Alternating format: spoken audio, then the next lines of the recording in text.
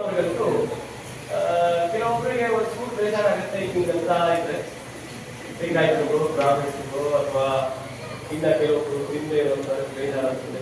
ಬೇಜಾರು ಮಾಡ್ಕೊಳ್ರಿ. ನೀವು ಆ ಜಾಗದಲ್ಲಿ ಹೋಳಿಗೆನೋ ಇನ್ನೊಂದು ಮತ್ತೊಂದು ನೀವು ನೆನಪಿಸ್ಕೊಳ್ಳಿ, ತಪ್ಪಿಲ್ಲ. ಒಂದು ಸೆಕೆಂಡ್ ಬಿಟ್ಟು ರೆಸ್ಟ್ ತಗೊಳ್ಳೋ ದಿನ, ಪ್ರತಿ ದಿನ ಕೆಲಸ ಮಾಡಿ ವಾರದಲ್ಲಿ ಒಂದು ದಿನ ಬಹಳ ಮುಖ್ಯವಾದಂತ ದಿನ. ಆ ದಿನ ಇನ್ನೇನ್ ನಾಳೆ ಬರುತ್ತೆ ಅಂತ ಹೇಳಿದ್ರೆ ಇವತ್ತು ಬಹಳ ಖುಷಿ ಆಗ್ತಾ ಇದೆ. ಅದು ಯಾವ ದಿನ? ಭಾನುವಾರ ಬರುತ್ತೆ ಅಂದ್ರೆ ಹಿಂದಿನ ದಿನ ಸಂಜೆ ತುಂಬಾ ಖುಷಿಯಾಗಿರುತ್ತೆ ಅಲ್ವಾ? ಏನೋ ಒಂಥರ ಖುಷಿ, ಏನೋ ಒಂದು ಫೀಲಿಂಗ್ಸ್. ಅದ್ರಲ್ಲಿ ನಾಳೆ ಸಂಡೆ ಅನ್ನೋ ಒಂದು ಫೀಲ್ ಇರುತ್ತೆ. ಅದೇ ಇನ್ನೊಂದು 4 ಅವರ್ ಆಯ್ತು ಅಂದ್ಕೊಳ್ಳಿ. ಇವಾಗ ಎಷ್ಟು ಗಂಟೆ? 2:05 ಅನ್ಕೊಳ್ಳ. ಅದೇ ಭಾನುವಾರ ಸಂಜೆ 5 ಗಂಟೆ, 6 ಗಂಟೆ, 7 ಗಂಟೆ ಆಗ್ತಾ ಕಂಡಿದ್ದೀವಿ ಸೋಮವಾರ ಅಂತ ಒಂಥರ ಬೇಜಾರಾಗ್ತಾರೆ. ಇದು ಸರ್ವೇ ಸಾಮಾನ್ಯವಾಗಿ ಬೆಂಗಳೂರಿನಲ್ಲಿ ಅಂದ್ರೆ ಯಾವುದೇ ಮೇಜರ್ ಸಿಟೀಸ್ ನಲ್ಲಿ ಜಾಬ್ ಹೋಗ್ತಕ್ಕಂಥವರ ಪರಿಸ್ಥಿತಿ. ಆಗ ಎಲ್ಲೋ ಒಂದ್ ಕಡೆ ಒಂದ್ಸತಿ ಅನ್ಸುತ್ತೆ ಪ್ರತಿದಿನ ಭಾನುವಾರ ಇದ್ರೆ ಹೆಂಗಿರುತ್ತೆ ಅಂತ. ಸ್ನೇಹಿತರ ಅಂಥವ್ರಿಗೆ ಯಾರ್ಯಾರು ನೆನ್ಕೊಳ್ತೀರಿ ನೀವೊಂದು ಕೀ ಮಾತಾಡ್ತೀರಿ. ಪ್ರತಿದಿನ ಭಾನುವಾರ ಆಗಲ್ಲ, ನೀವು ಅಂದ್ಕೊಂಡ್ರೆ ಪ್ರತಿದಿನ ಭಾನುವಾರ ತರ ಆಚರಿಸಬಹುದು ಅಂತ ಖುಷಿ ನಿಮ್ಗೆ ರೀಚ್ ಆಗ್ತದೆ. ಯಾಕೆ ಹೇಳಿದ್ರೆ ಆ ತರ ಅನ್ಕೊಂಡಿರೋರು ಯಾರನ್ನ ಇದ್ರೆ ಆ ತರ ಅನ್ಕೊಂಡಿದ್ರಲ್ಲಿ ನಾನು ಕೂಡ ಒಬ್ಬ ಕಳೆದ 21 ವರ್ಷದ ಹಿಂದೆ ಇದೇ ಈ ಏರಿಯಾಕ್ಕೆ ಬಂದಾಗ, ಈ ಪ್ಲೇಸಿಗೆ ಬಂದಾಗ, ಈ ಒಂದು ಸ್ವಲ್ಪ ಆ ಕಡೆ ಡೌನ್ ಆ ಕಡೆ ಹೋದ್ರೆ ಆಲದ ಮರ ಇದೆ. ಆ ಚಿಕ್ಕಂದಲ್ಲಿ ಅಲ್ಲಿ ಬಂದು ಆಡ್ತಾ ಇದ್ದಂತ ಒಂದು ಸಮಯ ಈ ಹಾಲಿಗೆ ಬಂದಾಗ ಅದು ನೆನಪಾಯ್ತು. ಅಂಡ್ ಅದಾದ ನಂತರ ಕೆರಿಯರ್ ನೋಡ್ತಾ ನೋಡಿದ್ರೆ ಅಲ್ವಾ ಅಂತ ಒಂದು ಬ್ಯೂಟಿಫುಲ್ ಜರ್ನಿ ಅಂತ ಅನ್ಸುತ್ತೆ. ಇವತ್ತು ನಾವು ನಡೆದು ಬಂದಂತ ದಾರಿಯನ್ನ ನೆನೆಸ್ಕೊಂಡಾಗ ಬ್ಯೂಟಿಫುಲ್ ಅಂತ ಯಾಕೆ ಅನಿಸ್ತಿದೆ ಅಂತ ಹೇಳಿದ್ರೆ ಸರಿಯಾದ ಸಮಯಕ್ಕೆ ಸರಿಯಾದ ನಿರ್ಧಾರವನ್ನ ತೆಗೆದುಕೊಂಡಿದ್ರಿಂದ ತೆರೆಗೆ ನೋಡಿದ್ರೆ ನಮ್ಮ ಟ್ರ್ಯಾಕ್ ರೆಕಾರ್ಡ್ ಒಂದು ಅದ್ಭುತ ಬ್ಯೂಟಿಫುಲ್ ಅಂತ ಅನ್ಸುತ್ತೆ. ಅದಕ್ಕೆ ಕಾರಣ 21 ವರ್ಷದ ಹಿಂದೆ ಫಸ್ಟ್ ಇಯರ್ ಡಿಗ್ರಿ ಓದ್ಬೇಕಾದ್ರೆ ನನ್ನ ಒಂದು ಫ್ರೆಂಡ್ ಒಂದು ಕೊಟ್ಟಂತ ಒಂದು ಇನ್ವಿಟೇಷನ್, ಒಂದು ಇನ್ಫಾರ್ಮೇಶನ್, ಲೈಫ್ ಅಲ್ಲಿ ಜೀವನದಲ್ಲಿ ವೇಗವಾಗಿ ಬೆಳಿಬೇಕು ಅಂತ ಹೇಳಿದ್ರೆ ಇಂಥ ಜಾಗಕ್ಕೆ ಬಾ ಅಂತ ಕರೆದ್ರು. ಈಗ ಯಾರೆಲ್ಲ ಫಸ್ಟ್ ಟೈಮ್ ಬಂದಿದ್ದೀರಾ, ನಿಮ್ಮನ್ನ ನೀವು ಸ್ನೇಹಿತರಿಗೆ ಕರೆದ್ರು. ಅದೇ ತರ ನನ್ನನ್ನು ಕರೆದಾಗ ಈ ಮೀಟಿಂಗ್ ನೀವೇನ್ ಬಂದಿದ್ರು ಇದೇ ತರ ನಾನು ಅವರು ಕೂತ್ಕೊಂಡಾಗ ಫಸ್ಟ್ ಟೈಮ್ ಬಂದಿರೋರಿಗೆ ಫಸ್ಟ್ ಇಂದ ಲಾಸ್ಟ್ ವರ್ಗು ಮಾತಾಡ್ತಾ ಇದ್ದವ್ರು ಮಾತು ಕೇಳಿ ಎಲ್ಲಿ ಯಾರ್ಯಾರು ಏನೇನ್ ಕ್ವಶನ್ ಬಂತೋ ಇಲ್ಲೋ ಗೊತ್ತಿಲ್ಲ. ನಾನು ಫಸ್ಟ್ ಟೈಮ್ ಕೂತ್ಕೊಂಡಾಗ ಅಯ್ಯೋ ಇದನ್ನ ಕೇಳಕ್ಕ ಬಂದ್ರೆ ನಾನು ಇಂಥವೆಲ್ಲ ಎಷ್ಟು ಕೇಳ್ಬಿಟ್ಟಿದ್ವಿ, ಇಂಥವೆಲ್ಲ ಎಷ್ಟು ತಿಳ್ಕೊಂಡ್ಬಿಟ್ಟಿದ್ವಿ, ಅದೆಷ್ಟೋ ಕಂಪ್ನಿಗಳು ಬಂದವೆ, ಅದೆಷ್ಟೋ ಕಂಪ್ನಿಗಳು ಹೊರಟೋಗದೆ, ಇದೆಲ್ಲ ಆಗೋ ಮಾತಲ್ಲ ಅಂತ ಹೇಳಿ ಎತ್ತೋಗೋಣ ಅಂದ್ರೆ ಇಲ್ಲಾದ್ರೂ ಸ್ವಲ್ಪ ಜಾಗ ಚೆನ್ನಾಗಿದೆ ಎತ್ತೋಗಕ್ಕೆ. ಆವತ್ತು ಬೆಂಗಳೂರಿನ MG ರೋಡ್ ಅಲ್ಲಿ ಒಂದು ಸಣ್ಣ ಆಫೀಸ್, ಒಂದು 50 ಜನ ಕೂತ್ಕೊಂಡ್ರೆ ಅದು ಆಫೀಸ್ ಜಾಮ್ ತುಂಬಾ ಕ್ರೌಡ್ ತರ ಕಾಣಿಸ್ತಿತ್ತು. ಎತ್ತೋಗೋಣ ಅಂದ್ರೆ ಹಿಂದೆ ಎಲ್ಲಿ ಕೂತ್ಕೋ ಅಂತ ಹೇಳ್ತಾರೆ ಅಂತ ಹೇಳಿ ಮುಂದೆ ಬೇರೆ 3ನೇ ರೋಡ್ ಅಲ್ಲಿ ಕೂತಿದ್ವಿ. ಇನ್ನ ಎತ್ತೋಗಕ್ಕೆ ಅವಕಾಶ ಇಲ್ಲ. ಇನ್ನು ಮೀಟಿಂಗ್ ಮುಗಿದ ಮೇಲೆ ಎತ್ತೋಗ್ಲಿಕ್ಕಾಗಲು ನನ್ನ ಕರ್ಕೊಂಡ್ಬಂದ್ರೆ ಒಂದು ಸರಿ ಮಾಡೋಣ ಅಂತ ಹೇಳಿ ಕರ್ಕೊಂಡ್ಬಂದ್ರೆ ಬೈದು ಮುಂದೆ ಕೂತಿದ್ವಿ. ಇದು ಅಲ್ಲೇ ಹೇಳಿದ್ರೆ ಆಗಿರೋದು. ಹಿಂಗೆಲ್ಲ ಅರ್ಥ ಮಾಡ್ಕೊಂಡು ನಮ್ಗೆ ನಾನು ತಿಳ್ಕೊಂಡು ಬರ್ಬೇಕಾಗ್ಬಿಡ ಅಂತ ಅನ್ಸುತ್ತಿದ್ದೆ. ಕರ್ಕೊಂಡ್ಬಂದು ಇಲ್ಲಿ ಕೂರಿಸ್ಬಿಟ್ಟು ನಾನು ಕಾಲೇಜಿಗೆ ಬರೋದು. ಯಾಕಂತ ಹೇಳಿದ್ರೆ ಬೆಳಗ್ಗೆಯಿಂದ ಸಂಜೆವರೆಗೂ ನಮ್ದೇ ಆದಂತ ಪವರ್ ಫ್ಯಾಕ್ಟ್ರಿ ಇದೇ ಹೊಸಕೆರಳಿನಲ್ಲಿ ಪವರ್ ಫ್ಯಾಕ್ಟ್ರಿ ಇತ್ತು. ಪವರ್ ಫ್ಯಾಕ್ಟ್ರಿ ನಲ್ಲಿ ಬೆಳಗ್ಗೆಯಿಂದ ಸಂಜೆವರೆಗೂ ಕೆಲಸ ಮಾಡ್ತಾ ಸಂಜೆ ಆದ್ಮೇಲೆ ಈವ್ನಿಂಗ್ ಕಾಲೇಜ್, ಬೆಂಗಳೂರಿನ ವಿಜಯ ಈವ್ನಿಂಗ್ ಕಾಲೇಜ್, ಸೌದರ್ ಸರ್ಕಲ್ ನ ವಿಜಯ ಈವ್ನಿಂಗ್ ಕಾಲೇಜಲ್ಲಿ ಡಿಗ್ರಿ ಸ್ಟಡಿ ಮಾಡ್ತಾ ಇದ್ದಂತ ಸಂದರ್ಭದಲ್ಲಿ ಅಂತ ಒಂದು ಘಟನೆ ನನ್ನ ಜೀವನದ ಒಂದು ಬಹಳ ಮುಖ್ಯವಾದಂತಹ ಒಂದು ಟರ್ನಿಂಗ್ ಪಾಯಿಂಟ್. ಯಾವಾಗ ಅಲ್ಲಿ ಬಿಗಿನಿಂಗ್ ನಿಂದ ಲಾಸ್ಟ್ ವರೆಗೂ ಇನ್ನೇನು ಈವೆಂಟ್ ಕೊನೆಯ ಭಾಗದವರೆಗೂ ಇಂಟ್ರೆಸ್ಟ್ ಇರಲಿಲ್ಲ. ಕೊನೆ ಬಂದು ಮಾತಾಡ್ತಾ ಇದ್ರು. ಒಬ್ಬೊಬ್ರು ಮಾತು ಕೇಳ್ತಾ ಅಲ್ಲಿ ತನಕ ಇದೆಲ್ಲ ವರ್ಕ್ ಆಗಲ್ಲ ಅನ್ಕೊಂಡವರು ಕೆಲವೊಬ್ರು ಮಾತು ಕೇಳ್ತಾ ಇಲ್ಲಿ ಏನೋ ಇದೆ, ಇದ್ರ ಬಗ್ಗೆ ಇನ್ನಷ್ಟು ತಿಳ್ಕೋಬೇಕು ಅನ್ನೋ ಕ್ಯೂರಿಯಾಸಿಟಿ ಜಾಸ್ತಿ ಆಯ್ತು. ಯಾವಾಗ ಇದ್ರ ಬಗ್ಗೆ ಇನ್ನಷ್ಟು ತಿಳ್ಕೊಂಡ ಮೇಲೆ ಎಲ್ಲೋ ಒಂದು ಕಡೆ ದೇವರು ನಾನು ಕೇಳಿದ್ದನ್ನ ತಗೋ ಅಂತ ಕೊಡ್ತಾ ಇದ್ದಾರೆ ಅಂತ ಒಂದ್ ಕಡೆ ಅನ್ನಿಸ್ತು. ಅದನ್ನ ಗಟ್ಟಿಯಾಗಿ ಇಟ್ಕೊಂಡೆ. ಇಂಡಸ್ಟ್ರಿ ಬಗ್ಗೆ ಆಳವಾಗಿ ಸರ್ಚ್ ಮಾಡಿದ್ಮೇಲೆ direct selling industry world wide highly successful ಆಗಿದೆ. ಇಂಡಿಯಾಕ್ಕೆ ಬಂದು ಈಗ ಗ್ರೋ ಆಗ್ತಾ ಇದೆ ಅನ್ನೋ ಒಂದು ವಿಷಯ ಅರ್ಥ ಆಯಿತು. ಗಾಳಿ ಬಂದಾಗ ಅಲ್ವಾ? ಯಾವ ಬಿಸ್ನೆಸ್ ಬೆಳೆಯಿತ್ತು ಆ ಬಿಸ್ನೆಸ್ ಅಲ್ಲಿ ನಾವು ಇದ್ರೆ ನಾವು ಗೆಲ್ತೀವಿ. ಸ್ನೇಹಿತರೆ ನೆನಪಿಟ್ಕೊಳ್ಳಿ, 1960ರಲ್ಲಿ ಪ್ಲಾಸ್ಟಿಕ್ ಇಂಡಸ್ಟ್ರಿ ಡೆವಲಪ್ ಆಯಿತು. ಆದ್ರೆ ಆಗ ಪ್ಲಾಸ್ಟಿಕ್ ವೇಸ್ಟ್ ಅಂತ ಕರೆದು 60ರಲ್ಲಿ ಪ್ಲಾಸ್ಟಿಕ್ ಇಂಡಸ್ಟ್ರಿ, 70ರಲ್ಲಿ ಆಯಿಲ್ ಇಂಡಸ್ಟ್ರಿ, 80ರಲ್ಲಿ ಆಟೋಮೊಬೈಲ್ ಇಂಡಸ್ಟ್ರಿ, 90ರಲ್ಲಿ ಗ್ಯಾಸ್ ಇಂಡಸ್ಟ್ರಿ, 2000ನಲ್ಲಿ ನೆಟ್ವರ್ಕ್ ಅಂಡ್ ಟೆಲಿಕಮ್ಯುನಿಕೇಶನ್ ಇಂಡಸ್ಟ್ರಿ, 2010ನಲ್ಲಿ IT BT sectors boom up ಆಗಿದೆ. ಅದೇ ತರ ಮುಂದಿನ ನೆಕ್ಸ್ಟ್ ಡಿಕೇಡ್ ನಲ್ಲಿ ಯಾವ ಇಂಡಸ್ಟ್ರಿ ಅತಿ ಹೆಚ್ಚು ಯಶಸ್ಸನ್ನ ಕಾಣುತ್ತೆ ಅಂತ ಹೇಳಿದ್ರೆ ಅದು ಡೈರೆಕ್ಟ್ ಸೆಲ್ಲಿಂಗ್ ಇಂಡಸ್ಟ್ರಿ ಅಂತ ಹೇಳ್ಕೊಳ್ಳಿಕ್ಕೆ ಬಿಸ್ನೆಸ್ ಶುರು ಮಾಡಬೇಕು ಅಂತ ಡಿಸೈಡ್ ಮಾಡಿದ್ವಿ. ಆದ್ರೆ ಬಿಸ್ನೆಸ್ ಶುರು ಮಾಡಿದಾಗ ಕೆಲವೊಂದು ಪದಾರ್ಥಗಳನ್ನ ನೋಡಿದಾಗ ನನಗೆಲ್ಲೋ ಒಂದ್ ಕಡೆ ಇರಿಸು ಮುರಿಸು ಆಗೋಕ್ಕೆ ಪ್ರಾಡಕ್ಟ್ ಎಲ್ಲ ನಾನು ನಮ್ದು ಸಣ್ಣದ ಸಣ್ಣ ಪೌರ್ಣ ಫ್ಯಾಕ್ಟರಿ ಇದೆ, ಈ ಪೌರ್ಣ ಫ್ಯಾಕ್ಟರಿ ಇಟ್ಕೊಂಡು ನಾವೆಲ್ಲ ಸೋಪು ಶಾಂಪು ಅಂತೇಳಿ ಎಲ್ಲೋ ಒಂದ್ ಕಡೆ ಅನ್ನಿಸ್ತಿತ್ತು. ಆಮೇಲೆ ಇದ್ರ ಬಗ್ಗೆ ತಿಳ್ಕೊಳ್ತಾ ಒಂದು ವಿಷಯ ನನಗೆ ಅರ್ಥ ಆಯ್ತು. ಟಾಟಾನು ಯಾಕೆ ಟಾಟಾ ಆಗಿದ್ದಾರೆ ಅಂದ್ರೆ ಆ ಟಾಟಾನು ಉಪ್ಸೇಲ್ ಮಾಡ್ತಾ ಇರೋದ್ರಿಂದ ಆ ಟಾಟಾ ಆಗಿದ್ದಾರೆ ಅನ್ನೋ ವಿಚಾರ ಹೌದಲ್ವಾ? FMCG ಬಿಸ್ನೆಸ್ ಅನ್ನ ಮಧ್ಯವರ್ಗದವರು ಕೆಳವರ್ಗದವರು ಏನ್ ಮಾಡ್ತಾರೆ ಅಂದ್ರೆ ಇದು ಚಿಲ್ಲರೆ ಬಿಸ್ನೆಸ್ ಅಂತಾರೆ. ಆದ್ರೆ ನೆನಪಿಟ್ಕೊಳ್ಳಿ, ವಿರಾಟ್ ಕೊಹ್ಲಿ ಅವರಾಗಿರ್ಲಿ, ಮಹೇಂದ್ರ ಸಿಂಗ್ ಧೋನಿ ಅವರಾಗಿರ್ಲಿ, ಅಂಡ್ ಇವತ್ತಿನ ಜಸ್ಪ್ರೀತ್ ಬುಮ್ರಾ ಆಗಿರ್ಲಿ, ಕ್ರಿಕೆಟ್ ಆಡೋದ್ರಿಂದ ದುಡ್ಡು ಜಾಸ್ತಿ ಸಂಪಾದನೆ ಮಾಡ್ತಾರ, ಅಡ್ವರ್ಟೈಸ್ಮೆಂಟ್ ಕೊಡೋದ್ರಿಂದ ದುಡ್ಡು ಜಾಸ್ತಿ ಸಂಪಾದನೆ ಮಾಡ್ತಾರ. ಅಫ್ಕೋರ್ಸ್ ಈ ಅಡ್ವರ್ಟೈಸ್ಮೆಂಟ್ ಇಂದ ಇಷ್ಟು ದುಡ್ಡಿದೆ ಅಂದ್ರೆ ಆ ಅಡ್ವರ್ಟೈಸ್ಮೆಂಟ್ ಯಾವ್ದ್ರ ಬಗ್ಗೆ ಕೊಡ್ತಾರೆ? ಪದಾರ್ಥಗಳ ಬಗ್ಗೆ ಕೊಡ್ತಾರೆ. ಅಂದ್ರೆ ಈ ಪದಾರ್ಥಗಳ ಹಿಂದೆ ಇಷ್ಟು ದೊಡ್ಡ ಹಣದ ಭಂಡಾರ ಇದೆ ಅಂತ ಹೇಳಿದ್ರೆ ತುಂಬಾ ಬುದ್ಧಿವಂತಿಕೆಯಿಂದ ಅರ್ಥ ಮಾಡ್ಕೊಂಡಾಗ ನಮಗೆ ಅರ್ಥ ಆಗುತ್ತೆ. FMCG ಸ್ನೇಹಿತರೆ 21 ವರ್ಷದ ಹಿಂದೆ ಈ ಬಿಸ್ನೆಸ್ ನಾನು ಶುರು ಮಾಡಿದಾಗ ಏನಿದು ಸೋಪು ಶಾಂಪು ಬಿಸ್ನೆಸ್ ಅಂತಿದ್ರು, ಈಗ ಅದೇ ರಿಲೇಷನ್ ಕೆಲವರು ಹೇಳ್ತಾರೆ, ನಿನಗೆ ಹೆಂಗ್ ಐಡಿಯಾ ಬಂತು ಈ ಬಿಸ್ನೆಸ್ ನ ಆಯ್ಕೆ ಮಾಡ್ಕೊಳ್ಳಿಕ್ಕೆ ಅಂತ ಹೇಳ್ತಾರೆ. ಯಾಕೆ ಅಂತ ಹೇಳಿದ್ರೆ ಇವತ್ತು ಅವರಿಗೆ ಕಣ್ಣು ಮುಂದೆ ಎಕ್ಸಾಂಪಲ್ ಇದೆ. 21 ವರ್ಷದ ಹಿಂದೆ ಇದೆಲ್ಲ ಯಾಕೆ ಬೇಕು ಅಂತ ಹೇಳಿದ್ದವರು ಇವತ್ತು ಕೆಲವೊಬ್ರು ಅವ್ರ ಮಕ್ಕಳಿಗೆ ನೋಡು ಅವ್ರ ತರ ನೀನ್ ಆಗ್ಬೇಕು ಅಂತ ಹೇಳಿ ರೋಲ್ ಮಾಡೋವಾಗಿ ಎಕ್ಸಾಂಪಲ್ ಆಗಿದ್ದಾರೆ. ಥ್ಯಾಂಕ್ಸ್ ಟು FMCG ಪ್ರಾಡಕ್ಟ್ಸ್ ಅಂತ ಹೇಳ್ತೀನಿ, thanks to direct selling industry. ಸ್ನೇಹಿತರೆ 10-15-20 ವರ್ಷದಿಂದ ಆನ್ಲೈನ್ ಅಲ್ಲಿ ಶಾಪಿಂಗ್ ಮಾಡಬಹುದು ಅಂತ ಗೊತ್ತಿತ್ತಾ? ಈಗ ಜನ ಶಾಪಿಂಗ್ ಮಾಡೋದು ಕಮ್ಮಿ ಮಾಡ್ತಿದ್ದಾರೆ, ಮನೇಲಿ ಕುತ್ಕೊಂಡು ಆರ್ಡರ್ ಮಾಡ್ತಾ ಕೆಲವೊಬ್ಬರಿಗೆ ಕೆಲಸ ಮಾತ್ರ ಕೊಡ್ತಿದ್ದಾರೆ. ಎಸ್ ಆರ್ ನೋ ಈಗ ರೀಲ್ಸ್ ಅಲ್ಲೇ ನೋಡ್ತಾರೆ, ಆಮೇಲೆ ಕಾಂಟ್ಯಾಕ್ಟ್ ಮಾಡ್ತಾರೆ, ಆಮೇಲೆ ಇನ್ನಷ್ಟು ಡೀಟೇಲ್ ವಾಟ್ಸ್ಆಪ್ ಅಲ್ಲಿ ತರಿಸ್ಕೊಳ್ತಾರೆ, ಆರ್ಡರ್ ಮಾಡ್ತಾರೆ. ಎಸ್ ಆರ್ ನೋ ಇವತ್ತು ಇ ಕಾಮರ್ಸ್ ಸೆಕ್ಟರ್ಸ್ ತುಂಬಾ ಚೆನ್ನಾಗಿ ಡೆವಲಪ್ ಆಗ್ತಿದೆ. ಈಗ ಇನ್ನೊಂದು 10-15 ವರ್ಷ ಬಿಟ್ಟರೆ ಪ್ರತಿಯೊಬ್ಬ ಮನೆಯಲ್ಲೂ ಒಬ್ಬ ಡೈರೆಕ್ಟ್ ಸೆಲ್ಲರ್ ಇರ್ತಾನೆ, ಅದು ಸಂದೇಹನೇ ಇಲ್ಲ. ಯಾಕೆಂದ್ರೆ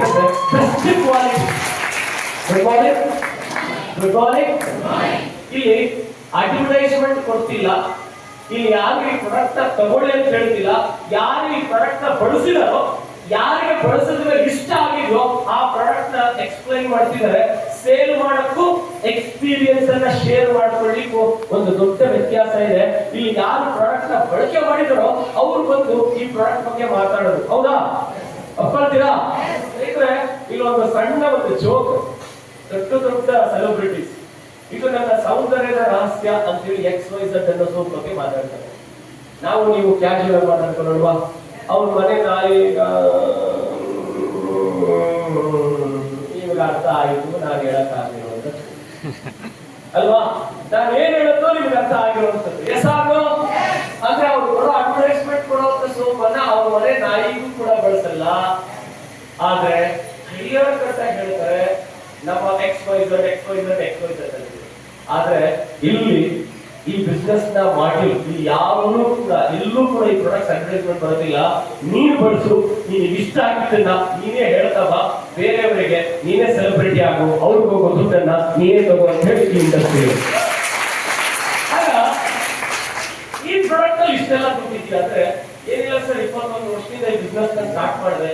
ಕೆಲವೊಬ್ರು ದಡ್ರು ಅಂದ್ರು, ಹೌದು ನಾನು ದಡ್ಡ ಅನ್ಕೊಂಡೆ. ಕೆಲವೊಬ್ರು ನಿನಗೆ ಮಾಡಕ್ ಕೆಲಸ ಇಲ್ಲ ಅನ್ಕೊಂಡ್ರು, ಹೌದು ನನಗೆ ಮಾಡಕ್ ಕೆಲಸ ಇಲ್ಲ ಅಂತ ನಾನು ತಲೆ ಹೊರಿಸ್ಕೊಂಡು ಹೋದೆ. ನನ್ನ ಪಾಡು ನಾನು ಮಾಡ್ತಾ ಹೋಗಿದ್ದಕ್ಕೆ ಈಗ ರೋಡ್ ಚೆನ್ನಾಗಿದ್ರೆ ಆ ರೋಡ್ ನಲ್ಲಿ ಒಂದು ಸಣ್ಣ ಕಾರಲ್ಲಿ ಓಡಾಡ್ತೀನಿ. ಆ ಕಾರ್ ಹೆಸರು ಜಾಗ್ವಾರ್ ಎಕ್ಸ್ ಅಂತ. ಆಯ್ತಾ? ಸ್ವಲ್ಪ ರೋಡ್ ಅಪ್ ಅಂಡ್ ಡೌನ್ ಇದ್ರೆ ಆ ರೋಡ್ ನಲ್ಲಿ ಇನ್ನೊಂದು ಸಣ್ಣ ಕಾರಲ್ಲಿ ಓಡಾಡ್ತೀನಿ. ಅದಕ್ಕೆ ಆ ಕಾರ್ ಹೆಸರೇ ಫಾರ್ಚುನರ್ ಅಂತ. ಓಕೆ, ಜೀವನದಲ್ಲಿ i20 ಕಾರ್ ತಗೊಂಡ್ಬಿಟ್ರೆ ಸಾಕು ಅನ್ಕೊಂಡೆ.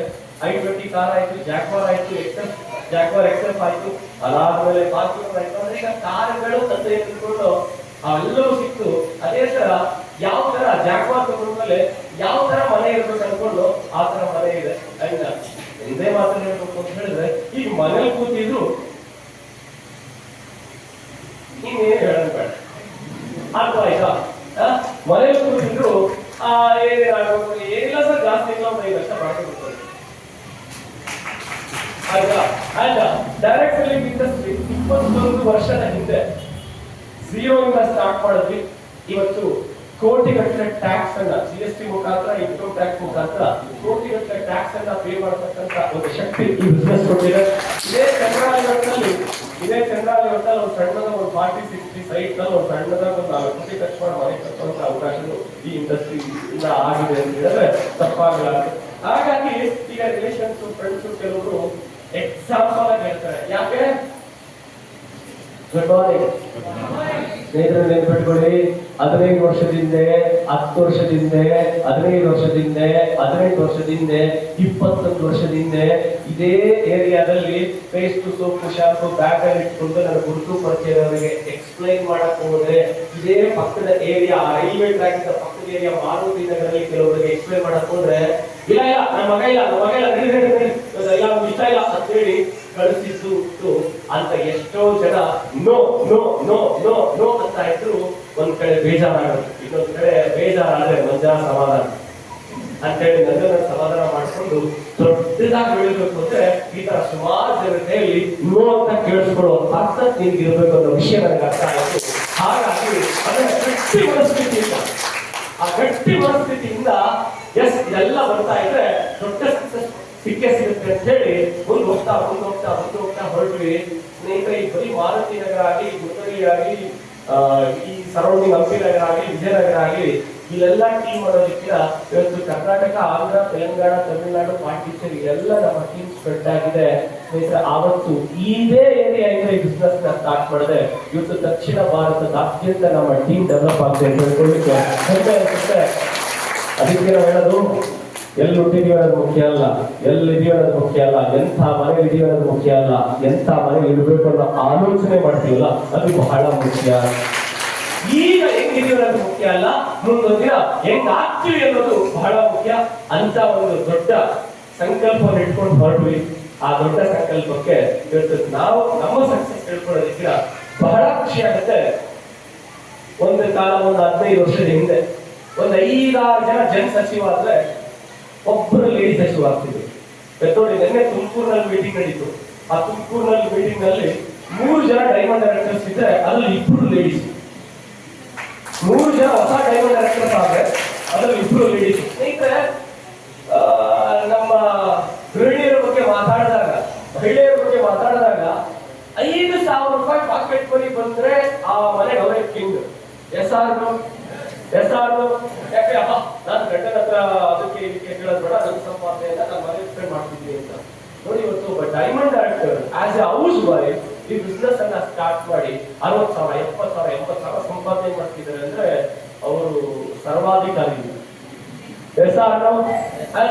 ಇವತ್ತು ಎಕ್ಸಾಂಪಲ್ಸ್ ಮೇಲೆ ಎಕ್ಸಾಂಪಲ್ಸ್ ಅಂಡ್ 10 ವರ್ಷದ ಹಿಂದಿನ ನೇರ ಮಾರುಕಟ್ಟೆ ಬೇರೆ ತರ ಇತ್ತು, ಬಟ್ ಪ್ರೆಸೆಂಟ್ ನೇರ ಮಾರುಕಟ್ಟೆ ಬೇರೆ ತರ ಇದೆ.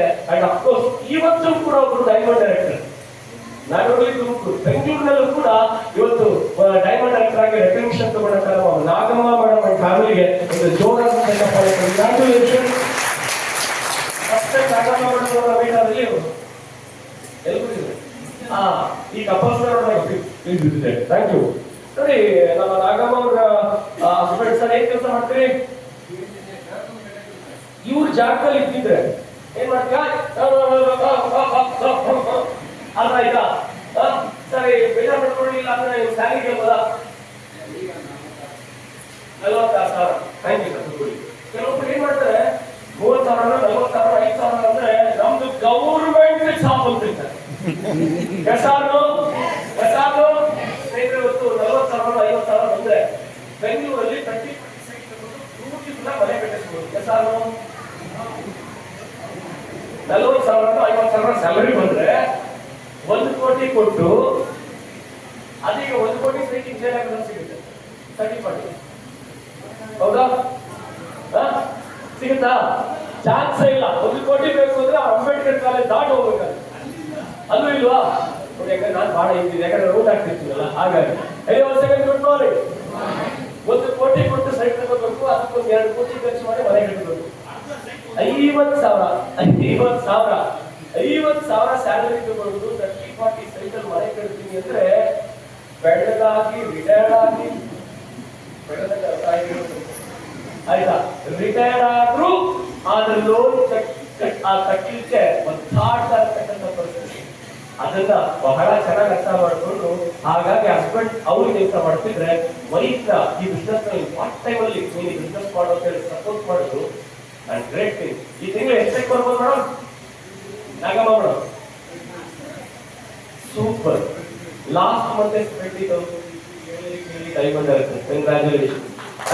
ರಿಯಲಿ ನೋಡಿದಾಗ ಈ ಬಿಸ್ನೆಸ್ ಸ್ಟಾರ್ಟ್ ಮಾಡಿದಾಗ ಇಷ್ಟು ವೇಗವಾಗಿ ಮುಂದುವರಿತಾರೆ ಅಂತ ಅನ್ಕೊಳ್ಳಿಲ್ಲ. ಅದಕ್ಕೆ ಗೊತ್ತಲ್ಲ ಹೇಳ್ತಾರೆ, ಯಾವ ಹುದ್ದದಲ್ಲಿ ಯಾವ ಆಗುದಿಲ್ಲ ಹೆಸರು ಯಾರು ಕೂಡ ಮಕ ನೋಡಿ ಹಂಗೆ ಹೇಳ್ತಾರಲ್ಲ, ಹಾಗೆ ಇವ್ರು ಬಿಸ್ನೆಸ್ ಶುರು ಮಾಡಿದಾಗ ಇಷ್ಟು ವೇಗವಾಗಿ ಬೆಳೀತಾರೆ ಅಂತ ಅಲ್ಲ. ಆದ್ರೆ ಈ ಬಿಸ್ನೆಸ್ ನಲ್ಲಿ ಅವ್ರು ಯಾಕೆ ವೇಗವಾಗಿ ಬೆಳೀತಿದ್ದಾರೆ ಅಂತ ಹೇಳಿದ್ರೆ, ಈ ಬಿಸ್ನೆಸ್ ನ ಒಂದು ಸಿಸ್ಟಮ್ ಹಂಗೆ ಜಾಯಿನ್ ಆದ್ರೆ ಒಬ್ಬರನ್ನ ಸಪೋರ್ಟ್ ಮಾಡಿ ದಾರಿ ತೋರಿಸಲಿಕ್ಕೆ ಅಪ್ಲೈನ್ಸ್ ಇರ್ತಾರೆ. ಈ ದಾರಿನಲ್ಲಿ ನೀನು ಬಾ ಅಂತ ಹೇಳಿ 1 ಹೆಜ್ಜೆ ನೀವಿಟ್ರೆ 9 ಹೆಜ್ಜೆ ನೆಕ್ಸ್ಟ್ ಹೇಗಿರೋದು ಅಂತ ಹೇಳ್ಕೊಡ್ಲಿಕ್ಕೆ ಇಲ್ಲಿ ಟೀಮ್ ವರ್ಕ್ ಇದೆ, ಅಪ್ಲೈನ್ಸ್ ಇದ್ದಾರೆ. ಆ ಕೋಆಪರೇಷನ್ ಇಂದ ಯಾರು ಬೇಕಾದ್ರೂ ಡೆವಲಪ್ ಆಗ್ಬೋದು ಅನ್ನೋದಕ್ಕೆ ಇದೊಂದು ಎಕ್ಸಾಂಪಲ್ ಹೇಳ್ಕೊಳ್ಳಿಕ್ಕೆ ಇಷ್ಟಪಡ್ತೀನಿ. ಅಷ್ಟೇ ಆಗಿಲ್ಲ, ಇನ್ನೊಂದು ಸಿಂಪಲ್ ಒಂದೇ ಪದದಲ್ಲಿ ಒಂದೇ ವಾಕ್ಯದಲ್ಲಿ ಉತ್ತರಿಸಲಿಕ್ಕೆ ಇಷ್ಟಪಡ್ತೀನಿ. ಕಾಲೇಜಲ್ಲಿ ಕಾಪಿ ಮಾಡಿದ್ರೆ ಡಿಮಾಂಡ್ ಆಗ್ತೀರಾ, ದುಡ್ಡು ಮಾಡ್ತೀರಾ ಅಂತ ಹೇಳ್ಬೋದು. Thanks to direct selling industry. ತಂದೆ ಹತ್ರ 2,000 ರೂಪಾಯಿ ಅಂದ್ರೆ ತಂದೆ ಹತ್ರ ಪಾಕೆಟ್ ಮನಿ ಕೇಳೋದು ಬೇಡ. ನಮ್ಮ ಥಿಂಗ್ಸಿಗೆ ಪರ್ಚೇಸ್ ಮಾಡಲಿಕ್ಕೆ ಆಗ ಅಪ್ಪನ ಹತ್ರ ಪಾಕೆಟ್ ಮನಿ ಕೇಳಬೇಕಾಗಿತ್ತು. ಅಪ್ಪನ ಹತ್ರ ಪಾಕೆಟ್ ಮನಿ ಕೇಳೋದು ಬೇಡ, ನನ್ನ ಪಾಕೆಟ್ ಮನಿಯನ್ನ ನಾನೇ ಸಂಪಾದನೆ ಮಾಡ್ಕೊಳ್ಳೋಣ ಅಂತ ಹೇಳಿ 21 ವರ್ಷದ ಹಿಂದೆ ಈ ಬಿಸ್ನೆಸ್ ನ ಸ್ಟಾರ್ಟ್ ಮಾಡಿದೆ. ಈ ಬಿಸ್ನೆಸ್ ನ ಸ್ಟಾರ್ಟ್ ಮಾಡ್ಬೇಕಾದ್ರೆ ಇಲ್ಲಿ ಇವತ್ತು ಯಾರೆಲ್ಲ ಮಾತಾಡಿದ್ರು ಅವತ್ತು ಮಾತಾಡೋದನ್ನ ನೋಡಿ ಅವ್ರ ತರ ಮಾತಾಡ್ತೀನಿ ಅನ್ನೋ ಸೀನ್ ಎಲ್ಲ ಇಲ್ಲ. ಆಸ್ ಎ ಹುಡುಗ ಭಾಷೆ ಹೇಳ್ತೀನಿ, ಅರ್ಥ ಆಯ್ತಾ? ಅವ್ರ ತರ ಮಾತಾಡ್ತೀನಿ ಅನ್ನೋ ಸೀನ್ ಬೇಡ, ಅವ್ರ ತರ ಡೆವಲಪ್ ಆಗ್ತೀವಿ ಅನ್ನೋದೆಲ್ಲ ದೊಡ್ಡ ಆಸೆಗಳು ಬೇಡ. ಅವ್ರು ಅಷ್ಟೆಲ್ಲ ಹೇಳ್ತಾರೆ, ಅಷ್ಟೆಲ್ಲ ಮಾತಾಡ್ತಿದ್ದಾರೆ ಅಂದ್ರೆ, ಅಷ್ಟೆಲ್ಲ ಬೆಳೆದಿದ್ದಾರೆ ಅಂದ್ರೆ ಅವರ 10 ಪಟ್ಟು ನಾವು ಬೆಳೆದ್ರೆ ಸಾಕು ಅಂದ್ಕೊಂಡು ಈ ಬಿಸ್ನೆಸ್ ನ ಸ್ಟಾರ್ಟ್ ಮಾಡಿದ್ವಿ. ಸ್ಟಾರ್ಟ್ ಮಾಡ್ತಾ ಟ್ರೈನಿಂಗ್ ಅನ್ನು ಅಟೆಂಡ್ ಮಾಡ್ಲಿಕ್ಕೆ ಶುರು ಮಾಡಿದ್ವಿ. ಯಾಕಂತ ಹೇಳಿದ್ರೆ ಡೈರೆಕ್ಟ್ ಸೆಲ್ಲಿಂಗ್ ಇಂಡಸ್ಟ್ರಿ ಬಗ್ಗೆ ಹೇಳ್ಕೊಡ್ಲಿಕ್ಕೆ ಯಾವ ಯೂನಿವರ್ಸಿಟಿನೂ ಆಗ ಹೇಳ್ಕೊಡ್ತಿರ್ಲಿಲ್ಲ. ಈಗ ಡಿಪ್ಲೊಮಾ ಎಲ್ಲ ಸ್ಟಾರ್ಟ್ ಆಗ್ತಿದೆ. ಇದು ಬಹಳ ಖುಷಿ ಆಗ್ತಿರ್ತಕ್ಕಂಥ ವಿಚಾರ. ಇಂಡಸ್ಟ್ರಿ ಬದಲಾಗ್ತಿದೆ, ಇಂಡಸ್ಟ್ರಿ ಡೆವಲಪ್ ಆಗ್ತಿದೆ ಅಂತ ಹೇಳ್ಕೊಳ್ಳಿಕ್ಕೆ ಹೆಮ್ಮೆ ಅನ್ಸುತ್ತೆ. ಸ್ನೇಹಿತರೆ, ಆಗ ನನ್ನನ್ನ ಈ ಬಿಸ್ನೆಸ್ ನಲ್ಲಿ ಗೈಡ್ ಮಾಡ್ತಿದ್ದಂತ ಕೆಲವೊಬ್ಬರು ಲೀಡರ್ಶಿಪ್, ನೀನು ಈ ಬಿಸ್ನೆಸ್ ನಲ್ಲಿ ಗೆಲ್ಲಬೇಕು ಅಂದ್ರೆ ಮೇಜರ್ ಆಗಿ ಕಲಿತಾ ಹೋಗು ಟ್ರೈನಿಂಗ್ ಗಳನ್ನ ಅಟೆಂಡ್ ಮಾಡ್ತಾ ಹೋಗು. ಎಷ್ಟು ಟ್ರೈನಿಂಗ್ ಗಳನ್ನ ಅಟೆಂಡ್ ಮಾಡ್ತಾ ಹೋಗ್ತೀಯೋ ನಿನಗೆ ನಾಲೆಡ್ಜ್ ಸಿಗುತ್ತೆ. ಎಷ್ಟು ನಾಲೆಡ್ಜ್ ನ ಗೇನ್ ಮಾಡ್ತೀಯೋ ಅಷ್ಟು ಅರ್ನ್ ಮಾಡ್ತೀಯ ಅಂತ ಹೇಳ್ತಾ ಹೊರಟರು. ಆದ್ರೆ ಒಂದೊಂದು ಟ್ರೈನಿಂಗ್ ಅಟೆಂಡ್ ಮಾಡ್ತಾ ಈ ಬಿಸ್ನೆಸ್ ನ ವಿಷಯ ದೊಡ್ಡದಾಯಿತು. ಈ ಬಿಸ್ನೆಸ್ ನಲ್ಲಿ ನಾನು 2,000 ಎಕ್ಸ್ಪೆಕ್ಟ್ ಮಾಡಿದ್ರೆ ನನ್ನಂತ ದಡ್ಡ ಇನ್ನೊಬ್ಬ ಇಲ್ಲ. ಇಲ್ಲಿ ನಾನು ಎಷ್ಟು ಎಫರ್ಟ್ ಹಾಕ್ತೀನೋ ಅಷ್ಟು ಸಂಪಾದನೆ ಮಾಡಬಹುದು ಅಂತ ಹೇಳಿ ನನಗೊಂದು ಮಾತಾಡ್ತಾ ಇತ್ತು. ಆಗ ಅದಕ್ಕೊಂದು ಎಕ್ಸಾಂಪಲ್ ನೋಡು, ಈ ಬಿಸ್ನೆಸ್ ಹೆಂಗೆ ಅಂದ್ರೆ, ನೀನು ಲೋಟ ತಗೊಂಡು ಬಂದ್ರೆ ಲೋಟದಲ್ಲಿ ತುಂಬಿಸ್ಕೊಂಡು ಹೋಗ್ತೀಯ, ಚೆಕ್ ತಗೊಂಡು ಬಂದ್ರೆ ಚೆಕ್ಕಲ್ಲಿ ತುಂಬಿಸ್ಕೊಂಡು ಹೋಗ್ತೀಯ, ಅದೇ ಟ್ಯಾಂಕರ್ ತಗೊಂಡು ಬಂದ್ರೆ ಟ್ಯಾಂಕರ್ ತುಂಬಿಸ್ಕೊಂಡು ಹೋಗ್ತೀಯ. ನಿನ್ನ ಕೆಪಾಸಿಟಿ, ನಿನ್ನ ಎಫರ್ಟ್, ನಿನ್ನ ಥಾಟ್ ಪ್ರೋಸೆಸ್ ಅಂತ ಹೇಳಿದ್ರು. ಆಗ ಹೌದಲ್ವಾ ಅಂತ ಹೇಳಿ ಒಂದೊಂದೇ ಟ್ರೈನಿಂಗ್ ಅಟೆಂಡ್ ಮಾಡ್ತಾ ನನ್ನಲ್ಲಿ ಕಾನ್ಫಿಡೆನ್ಸ್ ಲೆವೆಲ್ ಜಾಸ್ತಿ ಆಯಿತು. ಈ ಬಿಸ್ನೆಸ್ ನಲ್ಲಿ ನಾನು ಬಹಳ ದೊಡ್ಡ ಹೈಟ್ ರೀಚ್ ಮಾಡಬಹುದು ಅಂತ ಅರ್ಥ ಆಗಿದ್ದೆ. ಕೆಲವೊಂದು ಟ್ರೈನಿಂಗ್ ಪ್ರೋಗ್ರಾಮ್ ಸ್ನೇಹಿತರೆ, ಅಂತ ಒಂದು ಟ್ರೈನಿಂಗ್ ಪ್ರೋಗ್ರಾಮ್ ಅನ್ನ ಇವತ್ತು ನಾವು ನಮ್ಮ ಲೀಡರ್ಶಿಪ್ ಏನೆಲ್ಲ ಇವತ್ತು ಸಕ್ಸಸ್ ಆಗಿದ್ದೀವಿ, ಆ ಸಕ್ಸಸ್ ಆಗಲಿಕ್ಕೆ ನಮ್ಮ ಭದ್ರ ಬುನಾದಿ, ನಮ್ಮ ಬ್ಯಾಕ್ ಬೋನ್, ನಮ್ಮ ಬೇಸ್ಮೆಂಟ್ ಅಂತ ಹೇಳಲಿಕ್ಕೆ ಇಷ್ಟಪಡ್ತೀನಿ. ಆ ಟ್ರೈನಿಂಗ್ ಮಾಡ್ಯೂಲ್ಸ್ ಅಂತ ಒಂದು ಟ್ರೈನಿಂಗ್ ಪ್ರೋಗ್ರಾಮ್ ನ ನಮ್ಮ ಟೀಮ್ ನವರು ಡೆವಲಪ್ ಆಗಲಿಕ್ಕೋಸ್ಕರ ಎಗೇನ್ ಅಂಡ್ ಎಗೇನ್ ನಮ್ಮ ಲೀಡರ್ಶಿಪ್ ಎಲ್ಲ ಸೇರಿ ಅಂತ ಒಂದು ಟ್ರೈನಿಂಗ್ ಪ್ರೋಗ್ರಾಮ್ ನ ಮತ್ತೆ ಮುಂದಿನ ತಿಂಗಳು ದಾವಣಗೆರೆಯ Kondajji Basappa scouts and guide centre ನಲ್ಲಿ ಮುಂದಿನ ತಿಂಗಳು ಬೂಟ್ ಕ್ಯಾಂಪ್ ಅನ್ನೋ ಒಂದು ಟ್ರೈನಿಂಗ್ ಪ್ರೋಗ್ರಾಮ್ ನ ಅರೇಂಜ್ ಮಾಡಿದೀವಿ. 14, 15, 16 ಅಂಡ್ ನಿಮ್ಮ ನಿಮ್ಮ ಪ್ಲೇಸ್ ಜೊತೆಗೆ ಕಾಂಟ್ಯಾಕ್ಟ್ ಮಾಡಿ ಆ ಒಂದು ಟ್ರೈನಿಂಗ್ ಪ್ರೋಗ್ರಾಮಿಗೆ ನಿಮ್ಮ ಟಿಕೆಟ್ ಅನ್ನ ನಿಮ್ಮ ಒಂದು ಬುಕಿಂಗ್ ಅನ್ನ ರಿಸರ್ವ್ ಮಾಡ್ಕೊಳ್ಳಿ. If it is ordinary to extraordinary ಅನ್ನೋ ಒಂದು ಪ್ಲೇಸಿಗೆ ಹೋಗ್ಲಿಕ್ಕೆ ಅಲ್ಲ ಆ ತರ ಟ್ರೈನಿಂಗ್ ಮಾಡಿದ್ರೆ ಇವತ್ತು ನಾಗಮ್ಮ ಅಂತ ಮೇಡಮ್ ಅವರನ್ನು ಅಂಡ್ ಕಪಲ್ಸ್ ಇವತ್ತು ಡೆವಲಪ್ ಆಗಲಿಕ್ಕೆ ಅಂತ ಇಲ್ಲಿರ್ತಕ್ಕಂಥ ಎಲ್ಲಾ ನಮ್ಮ ಲೀಡರ್ಶಿಪ್ ಇವತ್ತು ಸಕ್ಸಸ್ ಆಗ್ಲಿಕ್ಕೆ ಅಂತ ಒಂದು ಟ್ರೈನಿಂಗ್ ಪ್ರೋಗ್ರಾಮ್ಸ್ನೇ ಒಂದು ಟ್ರೈನಿಂಗ್ ಪ್ರೋಗ್ರಾಮ್ಗಳೇ ಮೂಲ ಕಾರಣ ಅಂತ ಹೇಳ್ತಾ ಗೆಲ್ಲಬೇಕು ಅನ್ಕೊಂಡ್ರೆ ಗೆಲ್ತೀರಿ, ಗೆಲ್ಲಕ್ಕಾಗಲ್ಲ ಅನ್ಕೊಂಡ್ರೆ ಗೆಲ್ಲಕ್ಕಾಗೋದಿಲ್ಲ. ಈ ಬಿಸ್ನೆಸ್ ನಲ್ಲಿ ಯಾರು ಕೂಡ ನಿಮ್ಮ ಹತ್ರ ಹಣವನ್ನ ಕೇಳ್ತಾ ಇಲ್ಲ. ಗೆಲ್ಲಬೇಕು ಅನ್ನೋ ಮನಸ್ಥಿತಿ ಇದ್ರೆ ನೀವಿಲ್ಲಿ ಗೆಲ್ಲಬಹುದು ಅಂತ ಹೇಳ್ತೀನಿ. ಇಷ್ಟ ಹೇಳ್ತಾ ನನ್ನ ಮಾತನ್ನ ಮುಗಿಸ್ತಾ ಹೇಗೆ ಮಾಸ್ಟರ್ ಆಫ್ ಕರ್ಮಗಳಿಗೆ ಬೈಕ್ ಮಾಡ್ತೀನಿ. Thank you.